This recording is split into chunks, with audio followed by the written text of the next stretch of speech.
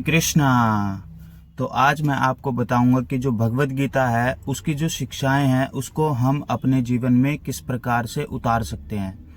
तो जो भगवत गीता में एक श्लोक आता है 2.7, उस 2.7 श्लोक में दूसरे अध्याय के 7वें श्लोक में जो अर्जुन है भगवान से इस प्रकार से बोलते हैं, कार्पण्य दोषो उपहत स्वभावः पृच्छामि त्वं धर्म सम्मूढ़ चेतः यत् श्रियाशात निश्चितं ब्रूहि तन्मे शिष्यस्ते अहम साधिमं त्वं प्रपन्नम। इस श्लोक का जो अर्थ है वो इस प्रकार से है। अर्जुन भगवान से बोलते हैं, हे भगवान, अब मैं अपनी कृपण दुर्बलता के कारण अपना कर्तव्य भूल चुका हूँ। कृपया मुझे जो मेरा कर्तव्य है, मेरा धर्म है, वो मुझे बताएं और जो मेरे लिए श्रेष्ठकर हो वो बताएं। अब मैं आपका शिष्य हूँ और आपके शरणागत हूँ। ये अर्जुन भगवान से बोलते हैं।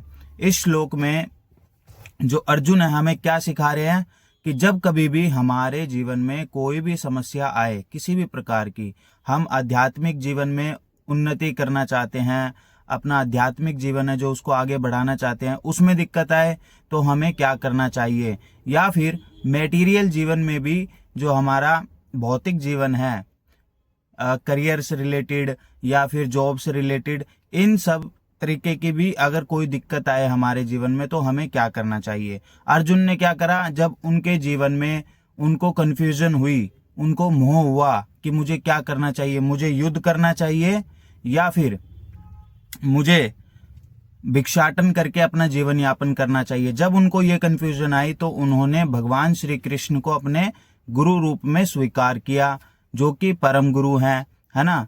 तो वो अपने इस श्लोक से, भगवत गीता में जो उन्होंने ये श्लोक बोला है, और अपने आचरण से हमें यही सिखा रहे हैं, जब कभी भी हमारे जीवन में कोई भी समस्या आए तो हमें एक ऑथेंटिक व्यक्ति के पास जाकर अपनी उस समस्या का समाधान उनसे पूछना चाहिए और उनसे गाइडेंस लेनी चाहिए, चाहे फिर वो हमारे आध्यात्मिक जीवन में हो या फिर हमारे मैटीरियल जीवन में या भौतिक जीवन में हो, है ना। तो एक प्रमाणिक गुरु का होना हमारे जीवन में बहुत जरूरी है, या फिर हमारे करियर से रिलेटेड कोई है समस्या तो एक ऑथेंटिक व्यक्ति होना जरूरी है जो हमें एक अच्छी गाइडेंस दे सके और हमें बता सके कि हमें क्या करना है। तो इस भगवत गीता के श्लोक से 2.7 श्लोक से हमें ये शिक्षा मिलती है जो हम अपने प्रैक्टिकल जीवन में उपयोग में ला सकते हैं कि हमें एक प्रमाणिक गुरु के पास जाना चाहिए अपनी आध्यात्मिक और भौतिक सभी जरूरतों को पूरा करने के लिए।